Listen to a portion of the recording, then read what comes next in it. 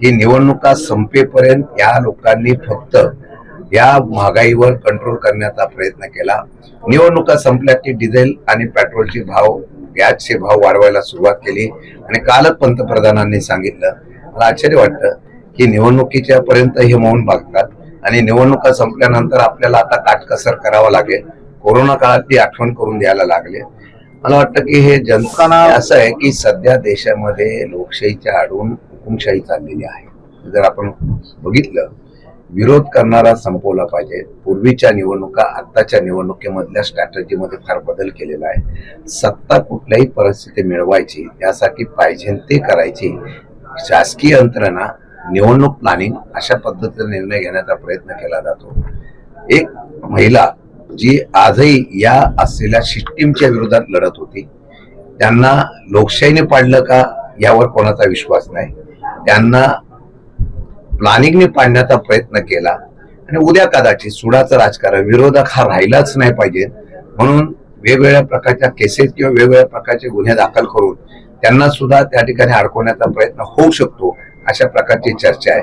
मला वाटतं का असं जर झालं तर विरोधकच संपवण्याचा प्रयत्न देशामध्ये जर झाला तर फार मोठ्या प्रमाणामध्ये या ठिकाणी हुकुमशाही होऊ शकते आणि त्यामध्ये आजही जनतेने जागरूकता दाखवली नाही। तर मगाशी ज्याचा उल्लेख केला आव्हाड साहेबांनी की निवडणुका संपेपर्यंत या लोकांनी फक्त या महागाईवर कंट्रोल करण्याचा प्रयत्न केला। निवडणुका संपल्या की डिझेल आणि पेट्रोलचे भाव, गॅसचे भाव वाढवायला सुरुवात केली आणि कालच पंतप्रधानांनी सांगितलं। मला आश्चर्य वाटतं की निवडणुकीच्या पर्यंत हे मौन बघतात आणि निवडणुका संपल्यानंतर आपल्याला आता काटकसर करावं लागेल, कोरोना काळातली आठवण करून द्यायला लागले।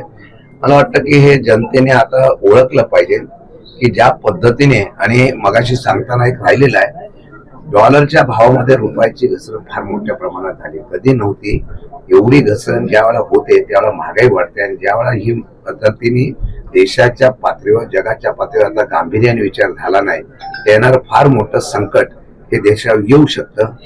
इतके दिवस हा युद्ध चाललेला असताना सुद्धा आजही देशाच्या पातळीवर, वरिष्ठ पातळीवर अशा प्रकारची पर्यायी व्यवस्था करण्याचा प्रयत्न झाला नाही।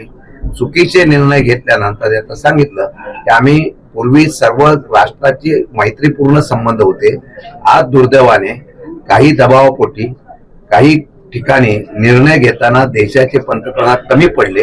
अमेरिकेचा असलेला दबाव बघितल्यानंतर या ठिकाणी वेगवेगळ्या प्रकारचे निर्णय घेत असताना त्याचा फटका आज देश पातळीवर होतोय आणि त्याचा प्रत्यंतर येत्या काही दिवसामध्ये येईल आणि आज त्याचं सुतोवाच करण्याचं धाडस जेव्हा पंतप्रधान सांगतात, मला वाटतं की ते दुर्दैवाचं आहे। मी मगाशी प्रश्न विचारल्याप्रमाणे पहिली सुरुवात त्यांनी त्यांच्यापासून जर सगळ्या लोकांनी केली तर सामान्य जनतेला तो आदेश द्यावा।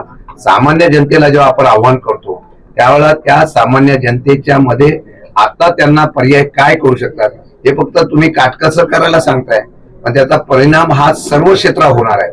औद्योगिक क्षेत्रात होणार आहे। आज तुम्ही बघितलं असेल, गॅसवर चालणारे कारखाने बंद होत आहेत, बाकीचे तुटवडा असल्यानंतर संपूर्ण यंत्रणाच बंद होईल, ट्रान्सपोर्टेशन बंद होईल, महागाई वाढेल, बेरोजगारी वाढेल, हॉटेल बंद होतील आणि या सर्व गोष्टीच्या परिणामावर देशाची अर्थव्यवस्था परत डबघाईला येईल आणि आजही राज्याची, देशाची अर्थव्यवस्था डबघाईला आलेली आहे का? तर आहे, फक्त ते समोर जनतेच्या येत नाही, हे दुर्दैवाचं आहे।